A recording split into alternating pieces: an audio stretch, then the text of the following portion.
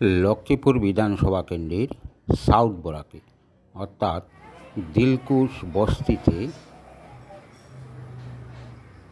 1400 বাংলায় এই আখড়াটি স্থাপিত হয়েছে। আপনারা দেখতে পাচ্ছেন এটি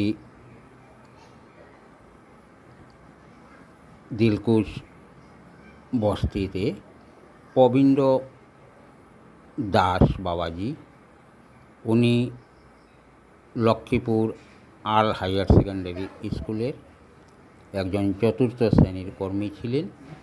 তিনি চাকরি থেকে অবসর গ্রহণ করার পর এই স্থানে ওনার উদ্যোগে এই আখড়াটি গড়ে উঠেছিল এবং বর্তমানে গ্রামবাসীদের সহযোগিতায় সার্বজনীনভাবে এই আখড়ায় নিত্য পূজা প্রতিদিনই চলে আসছে এবং বৎসরে অনেকগুলো উৎসব হয়ে থাকে, ধর্মীয় উৎসব।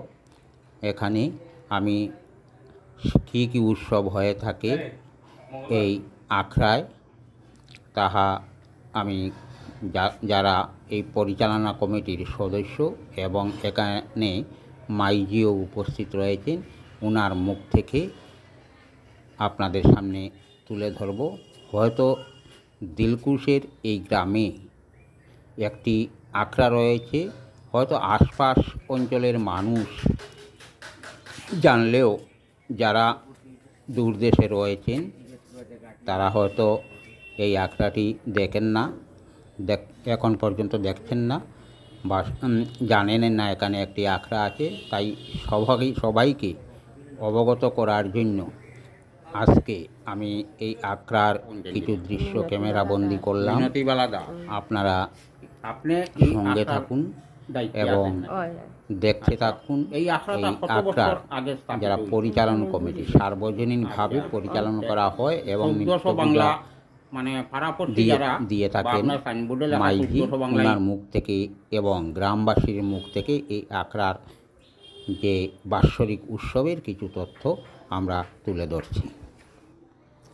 আচ্ছা, এখানে দিলকুশে বিভিন্ন বৎসর থেকে এই আখড়া পূজা পার্বণ চালিয়ে আসছে। এই আখড়াটি কত ইংরেজিতে স্থাপিত হয়েছে? 1400 বাংলা। 1400 বাংলা। সেটা কে স্থাপিত করেছিলেন? আমাদের মাননীয় শ্রী পবিন্দ্র বাবাজি। এখানে আমি সাইনবোর্ডে দেখেছি বাহাদুরপুর লাসিং পাল লেখা। হ্যাঁ, এখানে লেখা দিলকুশ যে শাখা, এটা শেখার অন্য শাখাটি কোথায় রয়েছে? অন্য শাখাটি প্রথমে তো উনি বাহাদুরপুর বানিয়েছিলেন। আচ্ছা, আর দ্বিতীয় শাখা? দ্বিতীয় নিজের জায়গায় ইনি এসে করেছেন। আচ্ছা, আখড়া তৈরি করেছেন। এখানে কি প্রতিদিনই পূজা পার্বণ হয়ে থাকে? হ্যাঁ, প্রতিদিনই হয়। গোপাল সেবা প্রতিদিনই হয়। আচ্ছা, এটা ব্যক্তিগত না সার্বজনীন আখড়া? এটা সার্বজনীন আখড়া। সার্বজনীন আখড়া। উনি একাই বানিয়েছেন আখড়াটি, কিন্তু গ্রামবাসী সবাই মিলে সেটা সহযোগিতার হাত বাড়িয়ে দিয়েছেন। একটি আখড়া পরিচালনা করতে অনেক অর্থের প্রয়োজন হয়। হ্যাঁ, সেই অর্থগুলি কোথা থেকে আসে? গ্রামবাসীও দেয় আর মাইজির কাছ থেকে অনেক পয়সা কড়িগুলো করা হয়।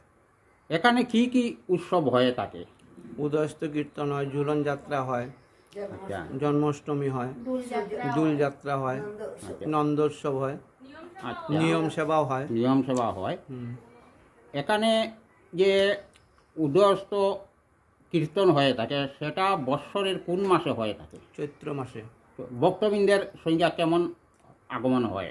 অনেক অনেক অনেক হয়। অনেক হয়।